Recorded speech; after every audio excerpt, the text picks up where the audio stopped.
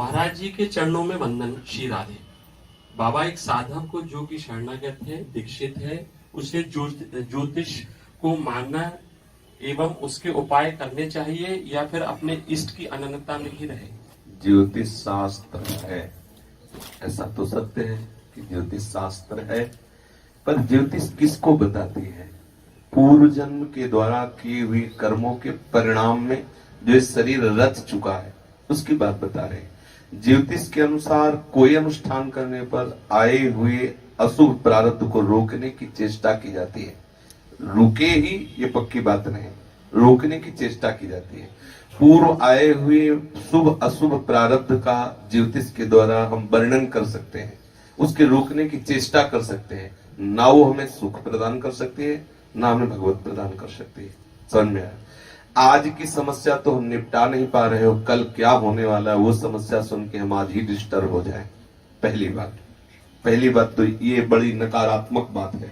आज हमारा कोई हाथ देखे या हमारी कोई ज्योतिष देखे और हमें बताए आज के 3 महीने बाद आपको कैंसर हो जाएगा या कोई भयानक विपरीत परिस्थिति। अब क्या आएगी भयानक विपरीत परिस्थिति? आएगी भी कि नहीं आएगी?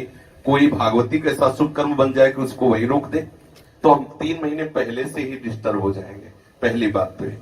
दूसरी बात, जो आनी है अगर हमें उससे बचना है तो उसका ज्योतिष उपाय नहीं, उसका उपाय भगवत शरणागति, और वो आपको प्राप्त है। आप निरंतर भगवत शरणागत होकर भगवत भजन परायण रहिए। जो होना है वो मंगल ही होगा, जो नहीं होना है वो कदापि हो ही नहीं सकता, क्योंकि आप शरणागत हैं। भगवान के शरणागत का कभी कोई भी त्रिभुवन में ऐसा पैदा नहीं हुआ कि अहित कर सके, अमंगल कर सके। जो भी आएगा वो हमारा मंगल करेगा, चाहे जितना प्रतिकूल रूप लेकर के आवे, वो हमें उठाएगा ही, नीचे नहीं गिरा सकता, क्योंकि हम भगवत आश्रित जन हैं। ये अंदर से गर्व रखना चाहिए कि हम प्रभु के हैं। देखते हैं क्या प्रारब्ध हमारा बिगाड़ लेता है।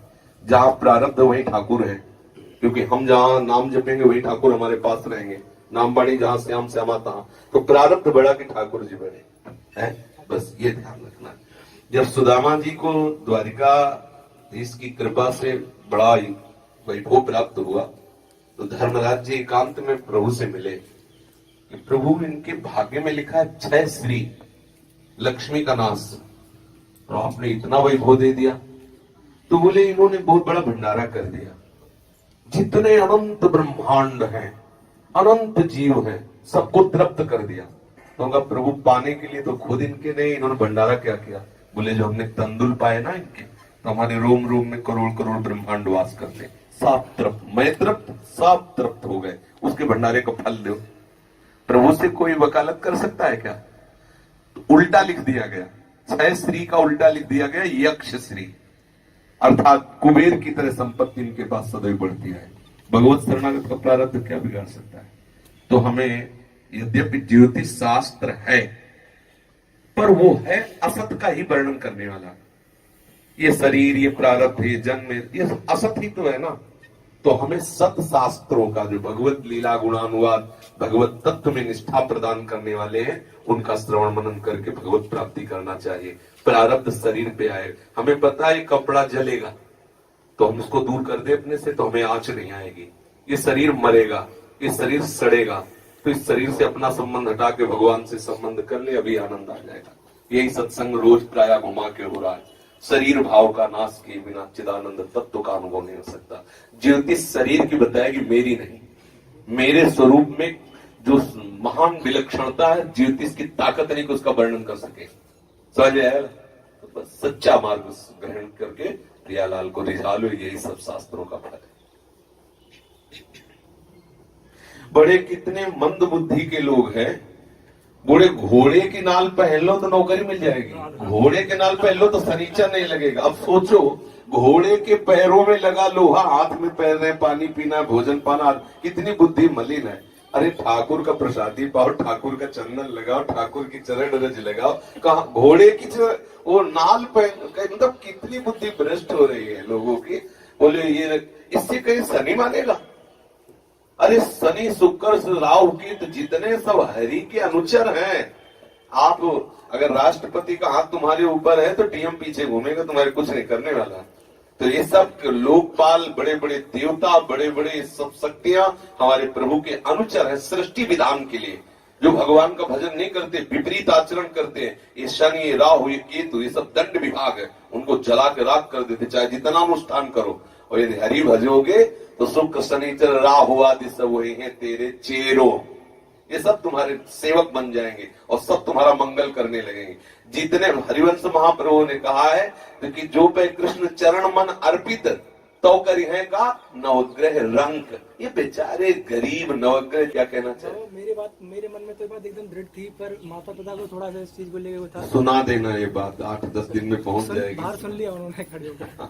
सही है, अंदर ही बैठे हैं आप हैं? हाँ, तो सुन लीजिए, इसका कोई महत्व नहीं। भगवत चरणारविंद के भक्त के ऊपर किसी का।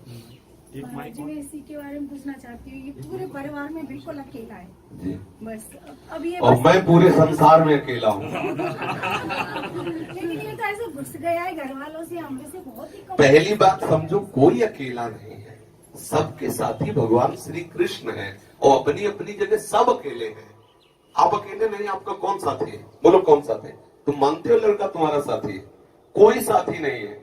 जब काल आएगा ना तो सिर्फ केवल तुम होगे, तुम, और उसकी चोट सिर्फ तुम्हें सहनी पड़ेगी। ये सब बाहर खड़े रहेंगे, सब अकेले हैं और सबके साथी श्री कृष्ण है। यदि प्रभु को अपना साथी मान लो, सब मंगल ही मंगल है। प्रभु से विमुख होने पर चाहे जितना बड़ा परिवार हो, रावण से बड़ा परिवार था क्या? राम विमुख हाल तुम्हारा, रहा न को कुल रोवनिहारा। समझ में आया? भगवत सन्मुख हो, ये कोई परेशानी के विषय थोड़ी। ये शराब पीता है, जुआ खेलता है, पराई स्त्री में, फिर क्या परेशानी? परेशानी हमें बताओ, क्या परेशानी? जो परेशानी का विषय वो नहीं। अगर वृंदावन आता है, भागवत पढ़ता है, नाम जप करता है, नाम कीर्तन करना, ये परेशानी का विषय। 21 पीढ़ियां तुम्हारी तर जाएंगी अगर ये भजन करने लगा। हम ये इस पक्ष में नहीं कि बाबा जी बने। गृहस्थ रह करके यदि स्त्री आदि में राग है तो गृहस्थी भोगते हुए माता पिता की सेवा करते हुए भजन परायण रहे। इसकी शिकायत क्या है? कौन सा ऐसा बुरा आचरण जो आपको विक्षेप पहुंचा रहा है? शिकायत तो कुछ नहीं है। आप डिस्टर्ब हो वो तो प्रश्न है, डिस्टर्ब किसमें हो? अरे मैया, भगवान का भजन करो जिससे इसका भी कल्याण होगा, तुम्हें भी शांति मिलेगी। ये शरीर स्थायी नहीं है, स्पष्ट सुन लो। जितने दिन के लिए आए उतने दिन ये शरीर रहेगा, इसके बाद चला जाएगा। चाहे तुम माथा फोड़ो और चाहे अपना गला काटो। वास्तविक बात है कि तुम इसे भगवान का जन मान करके सेवा करो, जितनी आपको माता का रोल दिया गया है, और प्रभु को अपना मानो, अभी आनंद आ जाएगा। इसे अपना मानोगी, प्रभु को पराया मानोगी, एक दिन रोना ही पड़ेगा। ऐसे न सही तो नौकरी लग जाएगी, अमेरिका चला जाएगा, बहू से फोन भी नहीं करेगा। तो अब क्या करोगे? अरे कितने ऐसे उदाहरण है, कोई हम नई बात थोड़ी कह रहे हैं। माता पिता ने खूब नौकरी पेशा करके लड़कों को पढ़ाया, इंजीनियर बनाया, विदेश गया, और विदेश जाके नई दुल्हन कर ली। इसके बाद माता पिता को भूल गया, और वो बेचारे अपना कोई कंटेक्ट है, कोई फोन से बात करेगा, अब परेशान। कितने हमारे सामने ऐसे। प्रभु से अपनापन करो, आप अपने कर्तव्य का निर्वाह करो, तो आप सच्ची मानो, इससे न सही तो सारे जगत से कहीं न कहीं आपको प्यार दिला करो, आपको संतुष्ट कर देंगे। और अगर केवल इससे संबंध रखोगे तो आपको रोना पड़ेगा, आज नहीं तो कल रोना पड़ेगा, किसी भी परिस्थिति में, क्योंकि वो मोह आपको दुख देगा, निश्चित देगा। और ये सब दुख देने वाले काम, क्रोध, लोभ, मोह, मद, मत्सर, इनमें किसी को आज तक कहीं भी सुख की प्राप्ति नहीं हुई। यदि वास्तविक सुख पाना है तो इसमें भी श्री कृष्ण का भाव करो। मेरे बेटे के रूप में मेरे भगवान आए हैं, और भगवान से प्यार करो, तो आप देखोगे क्योंकि भगवत भाव कर रहे तो प्रभु इसके अंदर है, इससे हर चेष्टा वही करेंगे जिससे आपको सुख मिले। जब हम पुत्र मानेंगे तो हमारा भाव मोह से युक्त है, तो हर चेष्टा होगी हमें जलाएगा, क्योंकि मोह है ना, वो मोह से हमारे अंदर क्लेश पैदा करेगा, शांति पैदा करेगा, नाना प्रकार के सूल। मोह मूल बहु सूल प्रद, त्याग हो तम अभिमान, भजहु राम रघुनायक कृपा सिंधु भगवान।